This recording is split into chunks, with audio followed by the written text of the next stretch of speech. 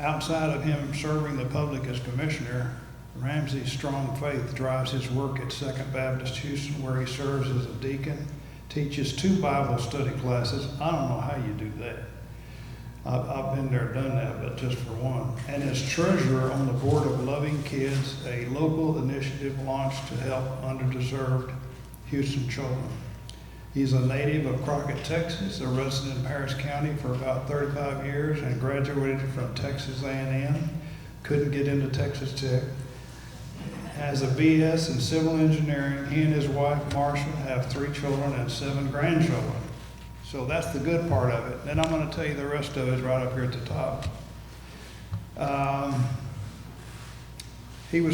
Commissioner Tom Ramsey was elected to serve as county commissioner for Harris County Precinct 3 in November of 2020. His office is responsible for maintaining approximately 47% of all unincorporated Harris County, the largest percentage of all county commissioners. This is unbelievable. This includes nearly 6,800 lanes, miles of roadway, 69 parks, and 10 community and nature centers. Commissioner Ramsey's engineering team currently manages approximately $760 million worth of infrastructure projects.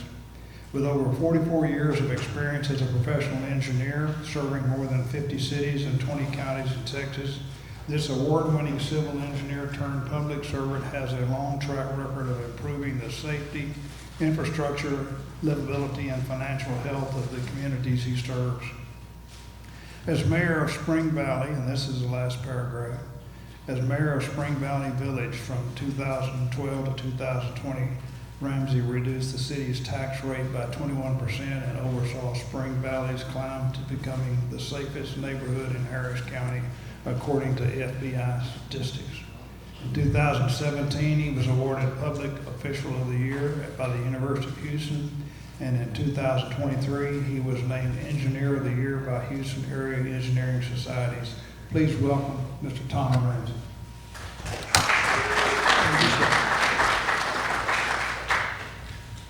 Well, it's good to be with you today. I appreciate you letting a dirt-kicking civil engineer speak to all you mechanical and oil field and real technical people. We just try to get you there and get you home.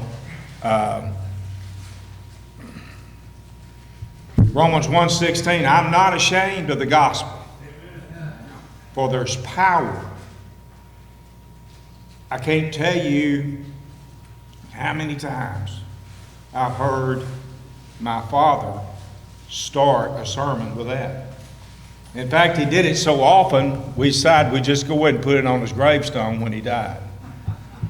But it has a sense of optimism to it when you consider the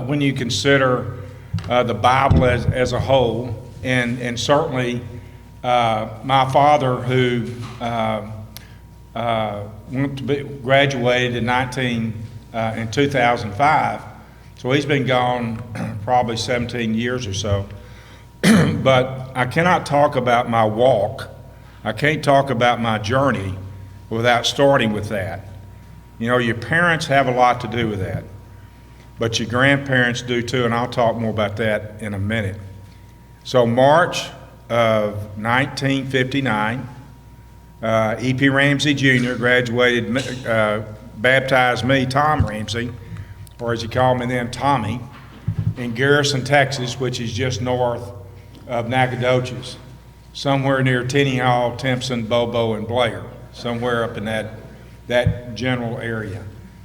So in terms of an important date, I have my birthday, March 29, 1952, but I was baptized on March 9th, 1959.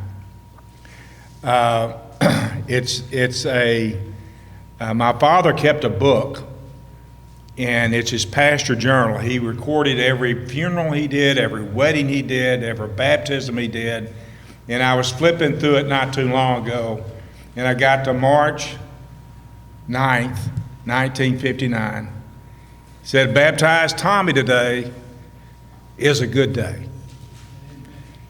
You know, when you're around encouraging, people, particularly your parents. I know my Heavenly Father because I know my earthly father. I think it's important, and it doesn't mean that if you didn't have that kind of dad, or if you didn't have that kind of experience, that all's lost, because believe me, our Heavenly Father, as good as my dad was, he ain't anything like my Heavenly Father is and is going to be. So when you grow up in a small town, I had 50 people in my class in Crockett. You grow up in a small town, and you don't really understand what opportunities are out there. And I worked construction, worked at TxDOT summers, and I was on my knees doing a survey. We were shooting a line near Groveton, Texas, fixing to put out some base and redo the road. So I was setting the elevation. You gotta get the base of the road, you gotta get the elevation of the road set, it's gotta be just right. And I was on my knee driving blue tops. That's what they do before they grade it. The surveyor was out there, you know what I'm talking about. So the surveyor was out there and he was doing what he did. And then all of a sudden this guy pulls up in a big white truck. And he gets out and has a nice hat on, khakis on, white shirt. He walks over and he kicks the dirt a couple of times and says, he called the superintendent. Now, I'd never seen anybody do this to the construction superintendent. Because on a construction job, he's kind of, it. You don't do that. But he kind of fingered him over there. And the superintendent comes over, and this guy says, I want you to start here and go 2 miles that way, take every bit of this up, and this time put some water in it when you go back down. You understand me? And the superintendent said, yes, sir. And this guy gets in the truck and he drives off. Well, I'm on my knees and I said, well, who was that guy? And they said, that was the resident engineer. And I said, well, that's what I'm going to be. So as you go down the journey and you go down your walk and you look at, I never had a bad job. I had some pretty strange jobs, but I never had a bad job because every job I ever had built on, prepared me. I think it was orchestrated. I think the plan for whatever I was going to do was laid out long before Tom Ramsey ever got here. It took me a long time to figure that part out. And so I told my dad, I need to go to, I'm going to go be an engineer, having not a clue where you would go. Well, we're about 74 miles, Crockett's about 74 miles from College Station. So there was a member of the Daddy's church called Dooley Dawson, and Dooley says, well, I know somebody that your dad can talk to. So Dooley Dawson took me and my dad to A&M, and we went to meet this guy, and this guy said, Brother Ramsey, you need to send your boys, in fact, you need to send your whole family to A&M. Well, that guy was General Earl Rudder. And when General Earl Rudder looks at your father and says, you need to send those boys to A&M, all you do is say, yes, sir. Because he was that kind of a guy, probably one of the finest presidents we've ever had at A&M. Again, you come in contact with people. I don't take any of that as an accident. Certainly, as you go down your road and your walk, not everybody has a biblical worldview, and Lord knows I did plenty of stuff that people growing up do, and you don't learn from. But I was fortunate to always have someone pointing the way. My brother is 18 months older than I am. He was kind of always the canary in the cave. He'd go experiment. If he survived, I guess I can do it too. So he's close, more than a brother. He's my friend, still is. He's retired, had a medical practice for 40 years in Crockett, and is retired. I never take family for granted. You shouldn't either. And, as we go into Thanksgiving, this is kind of a reminder, remember your family. Remember that, we just got a short time. and it's always good to give a word of encouragement. 1972, there's not many girls at A&M. I don't know if y'all knew that. They probably had more at Texas Tech than they had at A&M. That's probably why you went to Texas Tech. Okay. So I had to go on a blind date in Palestine, because Palestine's not far from Crockett, and went on a blind date, and somebody gave me an album, and I flipped through it, and I found the drum major, and I said, well, what about her? And they said, well, her daddy's an Aggie. And anyway, that's where I met Marcia, and Marcia and I married in 1972 as I was going into my junior year.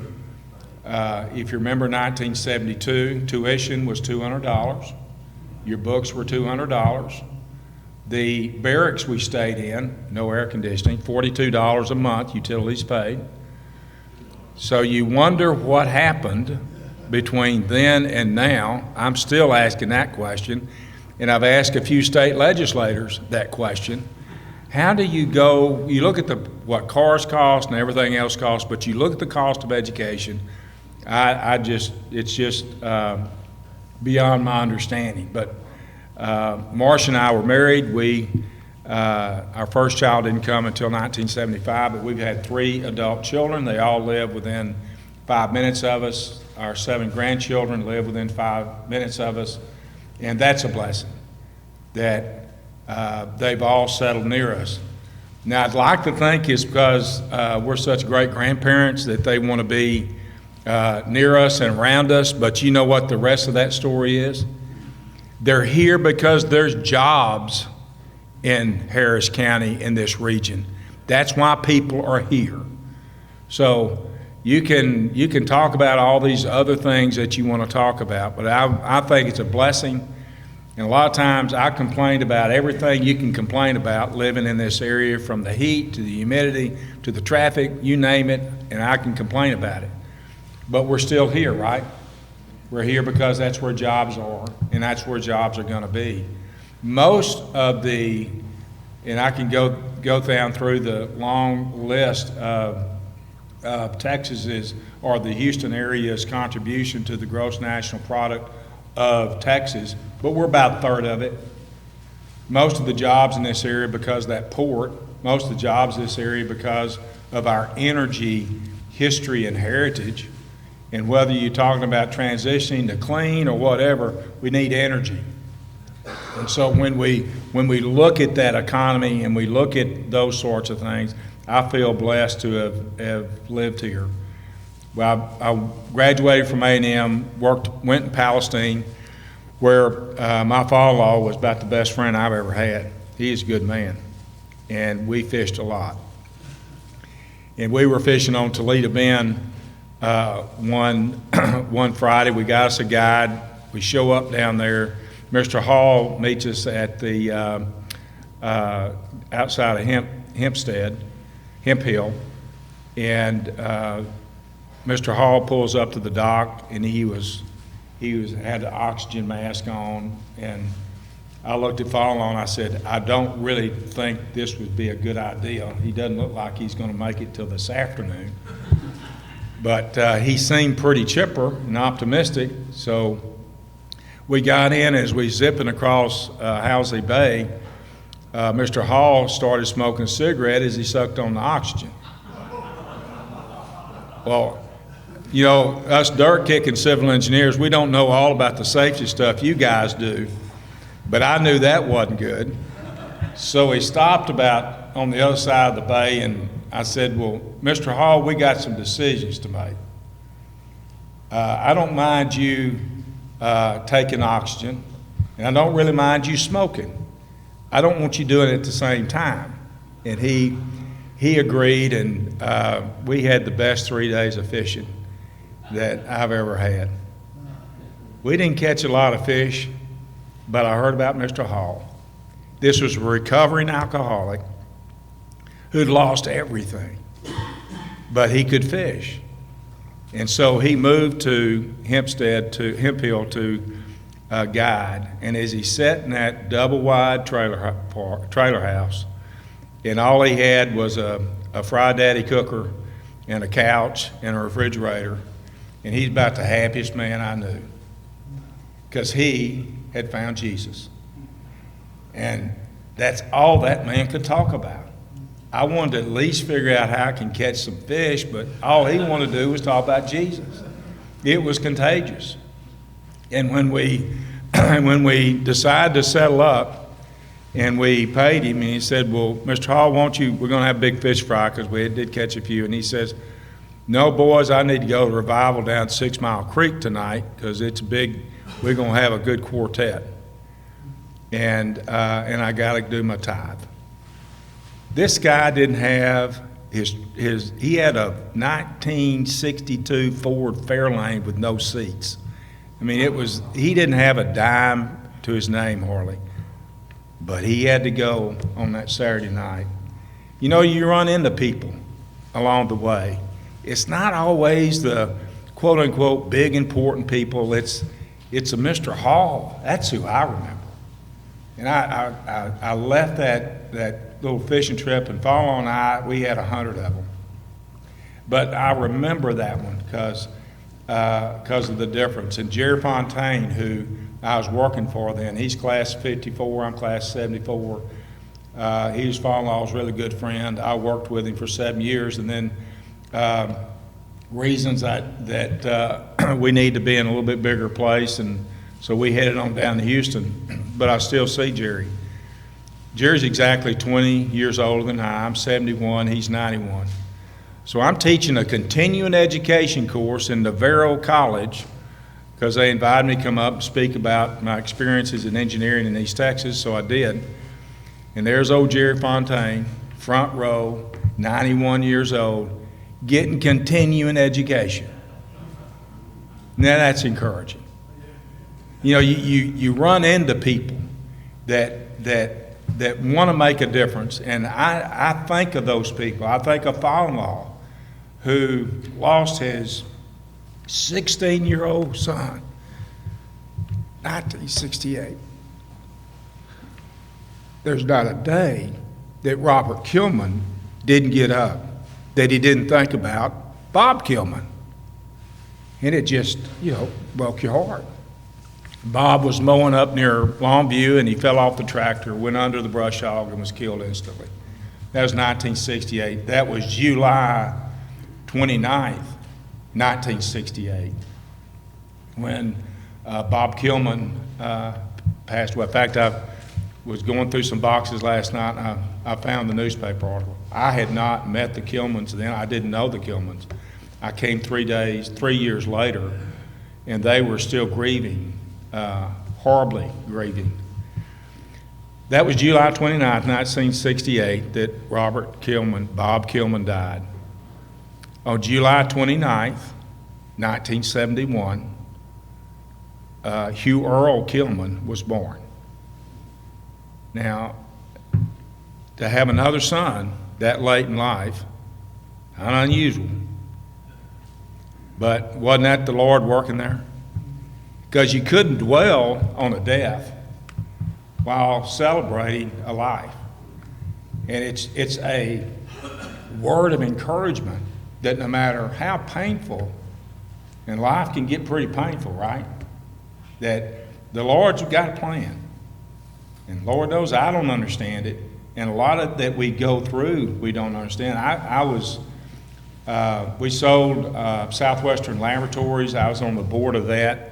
We did a lot of inspections and testing, and when I moved to Houston, we had 7 50-story buildings going, doing welding inspection and other things.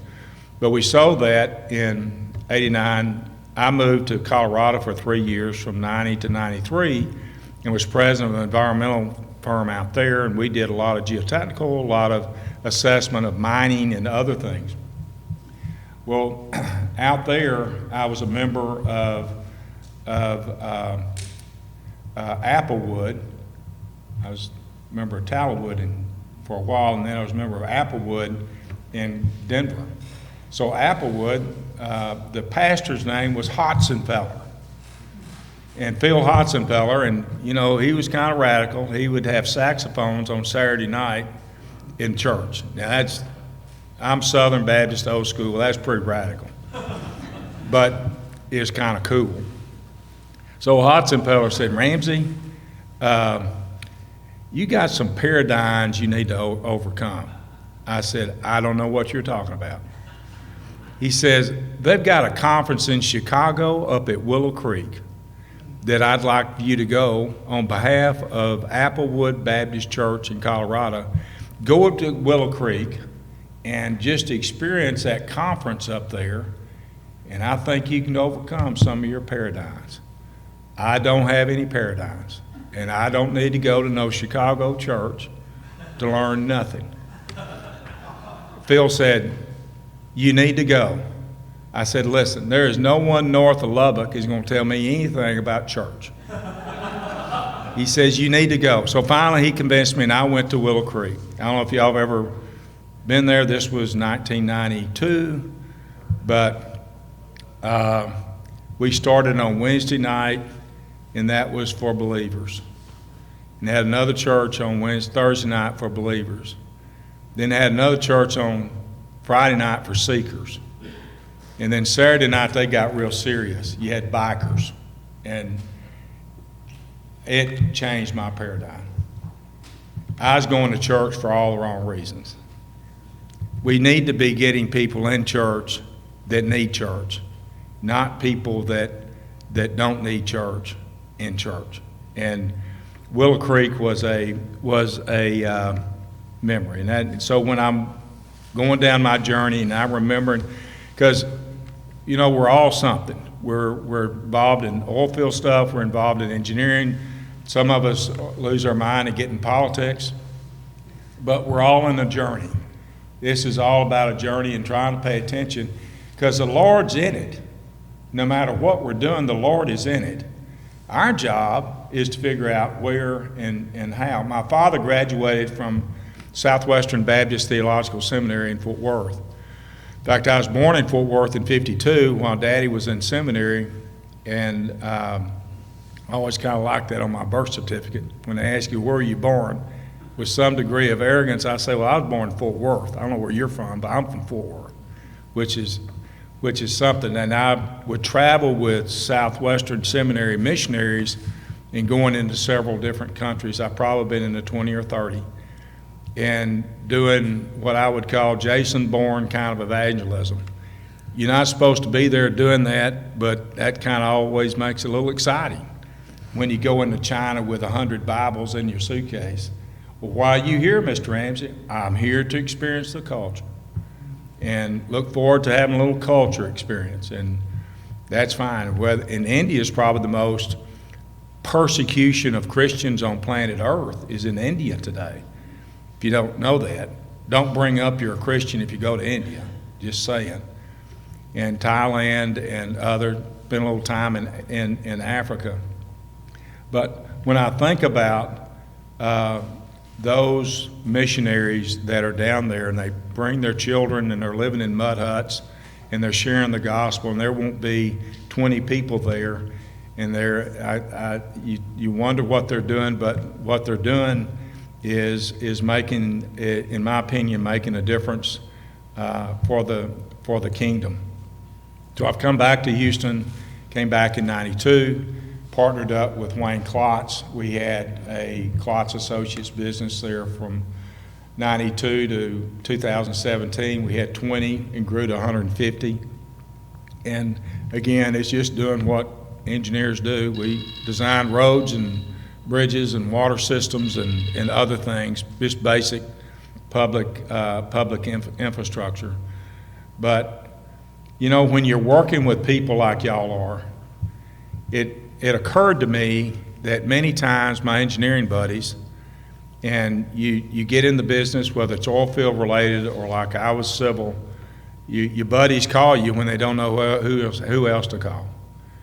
And the number of engineers that have called me when they say, well, my wife just left me, or my daughter just died, or any other, I just found out I got cancer. But they always seem to reach out to someone that's got tethered to the gospel, somebody that has a bit more, because being an engineer wasn't the most important thing to me. The gospel was the most important thing. And again, that wasn't the first thing you learned. That was an acquired thing. The older I get, the more I understand that and how attractive the gospel is to people. I am put in position a lot on Commissioner's Court to have to get into some what we might call squirrely conversations about things that, are you kidding me? Why you want to bring that up? And my biggest concern, I don't care about getting it right politically, but I want to get it right biblically. And I spend time, I do on occasion, I'll call Dr. Young and he'll take my call. I say, Dr. Young, I've got myself into another one of those things. I'm going to address it, but I want to address it correctly.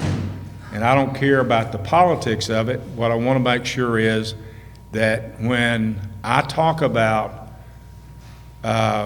drag queens reading books to 6-year-old children, I want to get it right. I don't want that to be political. I want to be clear in what I'm saying. And when I use the word grooming of young children, is that an appropriate phrase? And Dr. Young would say, well, yeah, Ramsey, I think I've used that from the pulpit. I said, okay, well, I must have missed that Sunday, trying to pay attention. What's my point? If you don't get anything else out of me, that's probably our most important point. That people are going to encounter you and ask you and talk to you, and they're going to want to know something. And you can either give them the Sunday school answer or you can give them the Bible answer. I think people are put in our past, they're put in our past for a reason. I have enjoyed the journey. I think besides being a county commissioner, I represent 1.2 million residents. I'm up for re-election, by the way, in 1970 and next year in 2024. And these days, running for anything is a real hootenanny as people engage and say all manner of things about you. Particularly if you bring up that you're from Crockett, you might be an Aggie, and you're a Baptist. They assume certain things. I like it when the Chronicle interviews me, and they'll say, you know, Ramsey, I don't know what a guy what are you going to bring to the table? You know, you're not very diverse. You look like you don't speak but one language. What are you going to bring to the table? I said, well, I grew up in Crockett where we had a certain, people want to assume all things. My father worked long and hard in Crockett and East Texas to integrate schools during the horrors of Jim Crow. And sometimes people look at other people and they say, well, just because you're from East Texas means you're a certain person. No, you shouldn't judge me based on that. You don't know anything about me. That was part of the point I was making with the Chronicle. But the other thing is, I said, well, you know, I've been asking a question for 30 years as I've practiced engineering in Houston, and here's my question. Why is it that I can go into Acres Home or Sunnyside or a half dozen other underserved communities, and the roads are horrible, the drainage is horrible, the crime is out the roof, but I can go to River Oaks, everything's fine. Why is that? And they say, well, that's a good question. I said it wasn't because of some conservative mandate from Austin, because if you look at the history of the city of Houston, it's had a pretty by definition, a progressive leading it. So why hasn't the underserved neighborhoods been taken care of? Well, that's a real good question. I said, well, I think y'all should ask it, because you don't ever ask it. I think that that's part of what we need to do. When we see something, we ought to say something. And sometimes even dirt-kicking petroleum engineers can make a point or two in terms of what we can do or not do. All I know is the king is coming, and he ain't in Washington. The king is coming. Every morning, I don't know if you ever listen to the Gaithers. Okay, I listen to the Gaithers. And if you've not heard The King is Coming from Bill Gaither and the boys, then be careful. If you listen to it, you might just go sell your clothes, because it's that kind of a song. I'm going to leave just a minute to answer questions if you have any. My story is not complicated. Besides doing what I do on that commissioner side, being a grandparent is my other job. And if you think being a grandparent is, you've already done that, you're as a parent, you don't have to worry about it, no. Grandparenting is a verb. There's over 1,500 references to grandparents in the Bible and what they're supposed to do. I read them, and it'd make your head hurt.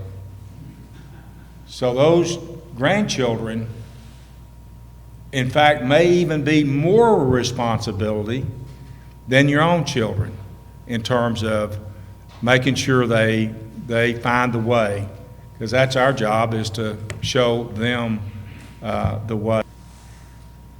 Well, thank y'all. I appreciate what y'all do for the kingdom, and if I can ever help you, let me know.